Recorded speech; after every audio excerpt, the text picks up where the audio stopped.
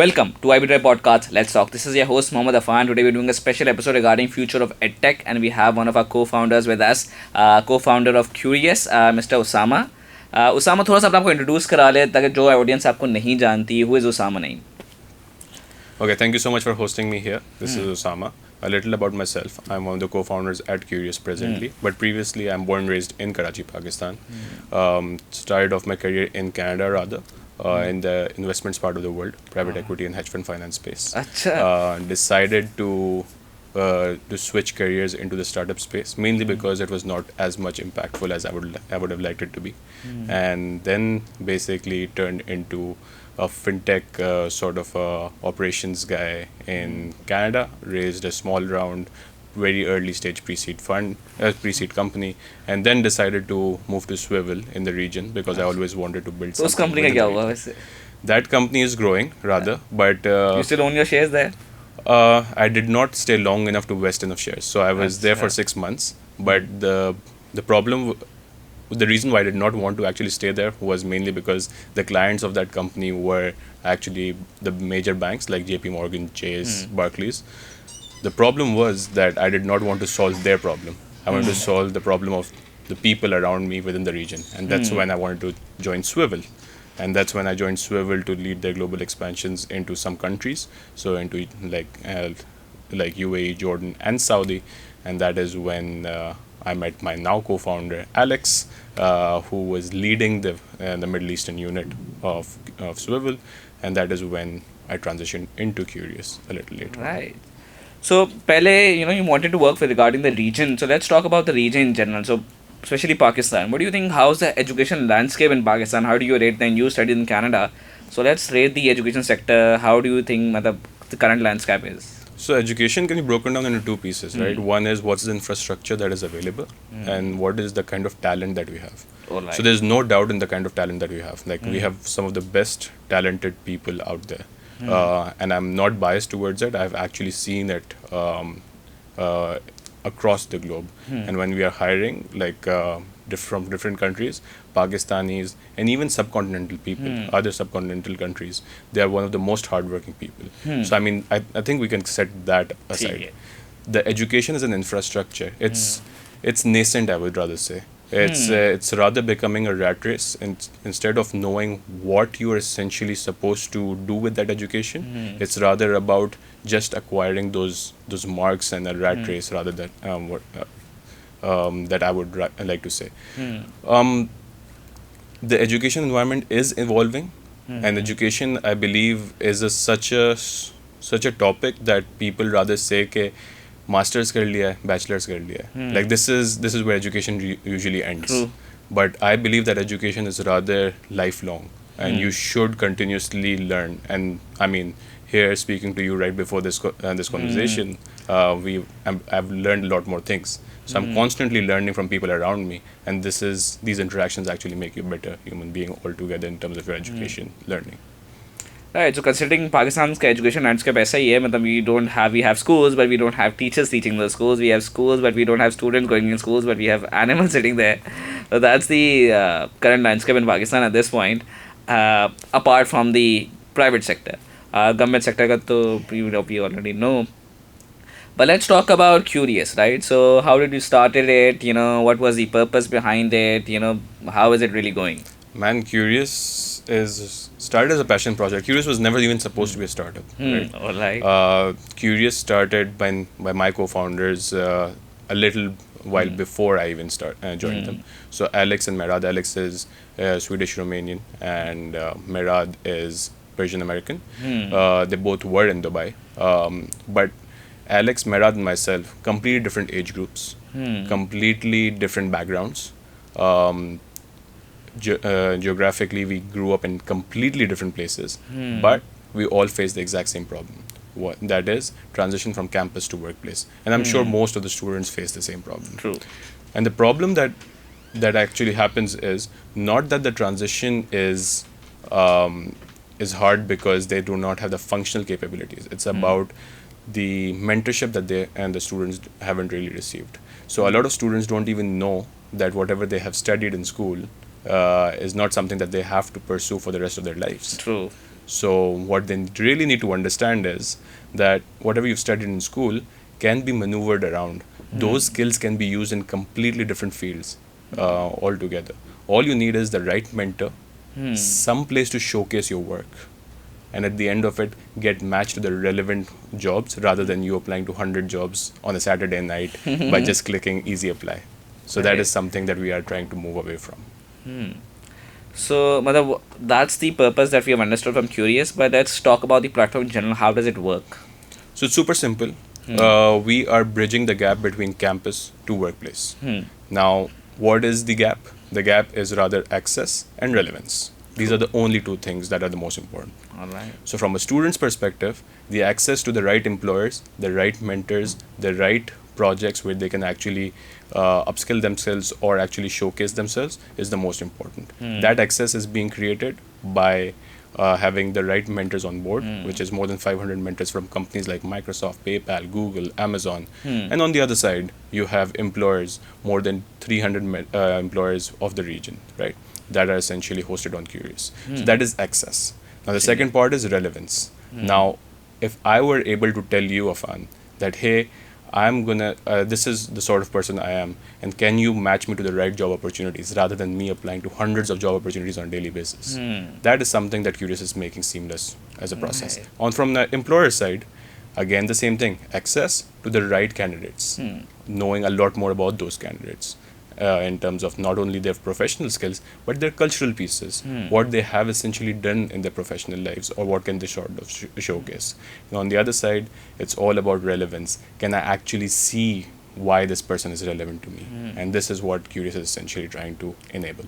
Right. So, talk about Curious now. What do you think the biggest challenge for Curious is in Pakistan or in this region in particular? Man, I mean, a lot of people, there's lack of awareness altogether. I'm still hearing a lot of people within Pakistan not even knowing what LinkedIn is, Very much which true. is which is very hard to believe, right? There are more than 800 million people on LinkedIn, which you would presume that almost all of Gen Zs should have known about LinkedIn, And right? these are, and I'll tell you, these are educated people who have done from top tier universities. They don't know. Exactly. And how do you sort of bridge that gap? It's all about awareness, right? So, True. unfortunately, we have sort of always believed that once you complete your undergrad or your master's, you are actually eligible for the right job. But what we are lacking is all the other skills, which is soft skills, knowing what is happening around me, Yeah. actually creating all of these negatives as an opportunity altogether. This is something that is super lacking at the moment, at least from what I believe. Right. So, what's your expansion plan? That how do you counter those challenges? So it's not something that can change overnight, right? True. But you have to continuously make sure that people are hearing to the right people, right? And that is only going to happen if there's going to be enough mentorship opportunities. Now, I myself came back to Pakistan. I'm living half my time out of Pakistan and the rest in the Middle East. The purpose of coming all the way from the west to the east was purposely to essentially give these talented youth the right mentorship as much as I can. I'm not going to say that I have all the right knowledge, but as much as I can share. And I'm sure there are a lot of amazing people out there within the space who are doing the similar work as well. All we need to do is sort of provide enough people with the right mentorship opportunities, bridge those gaps, and I'm sure this problem can be sort of negated. Interesting, in the sense. But this is the mindset I'm talking about. You talk about your mindset coming from the west to work in the east. Matlab, and why do you feel people, Pakistanis or people from this region, when they go to the west, they feel कि यार हमें पाकिस्तान के लिए कुछ करना पड़ता है वहाँ जाकर क्या होता है ऐसा? Yeah, a lot of people face the same problem. I'm not the only one. I've- There are a lot of my friends in the West who want to come back, or at least want to help the Pakistani community from the West. It's basically the urge of actually wanting to give back when you know the privilege that you've gone through. So a little about myself, man. So I did not go to the West because of the merit, right? I know deep inside me that I was not the smartest in the class to deserve to go to the West. It was basically the privilege from where privilege that I basically got by birth. Now, how do I change that privilege or use that privilege for the right reasons is something that matters the most. And this is why I had the luxury to move back to the region and the opportunity. A lot of people don't, and I think just knowing the kind of talented people that you have in the region, and knowing the kind of potential you can unleash if you just maneuver them the right direction. Oh man, it's going to be tremendous looking forward. Right. So, let's talk about, when you talk about the mindset and coming back to help people. So, what do you think via EdTech, how is it going to help people in this region to uplift their socioeconomic status? How do you think EdTech will help that? EdTech, first of all, we need to And define. literacy in general, First of all, we need to define EdTech a little better. Unfortunately, EdTech has only been limited to the scope of content building to date. Alright. EdTech is far beyond that. EdTech is beyond K-12. EdTech is beyond undergrad. EdTech is beyond just learning how to code. EdTech is actually a lifelong learning and actually upskilling yourself. And education is also about all the soft skills and cultural skills that I've been talking about. Now, if you enable across all of these sectors, you're actually investing into the future of your youth that is actually going to be running these countries going forward in the region. So if you actually empower them the right way, EdTech takes time. Forget tech, education takes time. And it's an investment into the future. It takes 10, 20, 30, even 40 years in some cases. But once you get it right, the kind of things you unleash during this process is impeccable. Like look at the top universities globally, like Harvard's, like Cambridge's, like Oxford of the world. They have been around for a couple of centuries, right? True. It's not a short-term game plan. You can't be like, hey, 10 years and I'm gonna build the best university in Pakistan. That's never gonna happen. Yeah. So, what's your advice to the young graduates going to the workplace? The advice is very simple. I've been saying this as a broken record right now. Your education doesn't stop. Just keep learning. Once you graduate properly. Keep learning from people around you. Be open to speak to as many people as possible.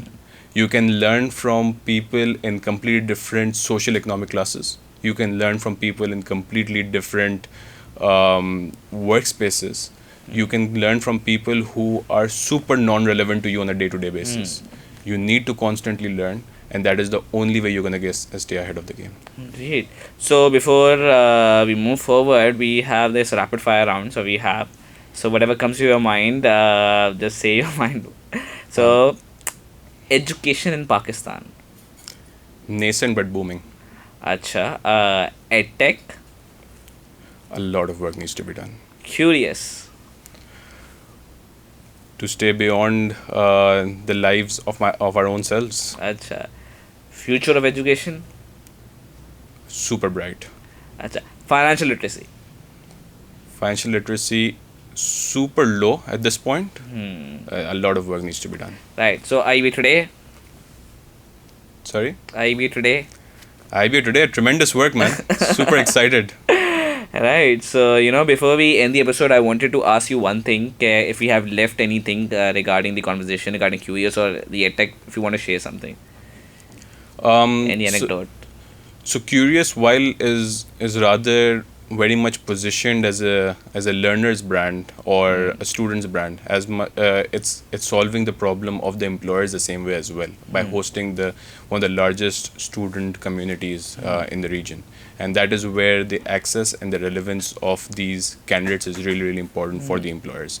So I mean, Qureos is as much of an employer's brand as much as it is for a student's brand as well, just to sort of clarify that piece. Right.